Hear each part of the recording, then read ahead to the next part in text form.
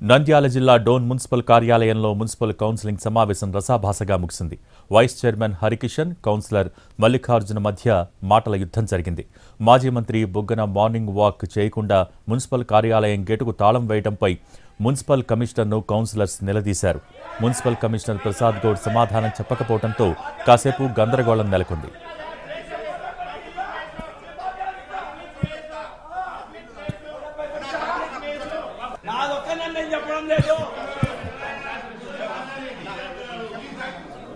మాజీ మంత్రి బుగ్గన వాకింగ్ చేశాక సొంత పార్టీ కార్యాలయంలో వైసీపీ నేతలతో సమావేశాలు నిర్వహిస్తున్నారని వైస్ చైర్మన్ హరికిషన్ ఆరోపించారు.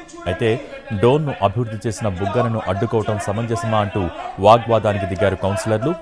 మరోవైపు కౌన్సిల్కు తెలియజేయకుండా మున్సిపల్ స్టాండింగ్ కౌన్సిల్ అడ్వకేట్గా రామలింగయ్య నియామకాన్ని రద్దు చేస్తూ కౌన్సిల్ నిర్ణయం తీసుకోవడంపై మాటల యుద్ధం జరిగింది. డోన్ మున్సిపల్ కమిషనర్ ప్రసాద్ గౌడ్ ఏకపక్ష నిర్ణయాలపై ఉన్నతాధికారులకు ఫిర్యాదు చేస్తామని మున్సిపల్ చైర్మన్ రాజేష్ అన్నారు. ఆ తర్వాత సమావేశాన్ని వాయిదా వేశారు.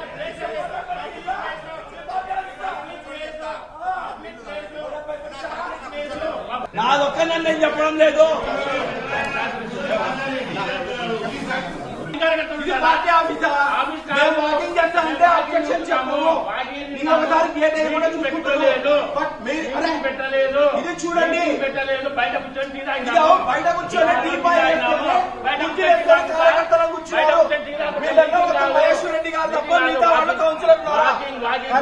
చైర్మన్ గారు ఉంటే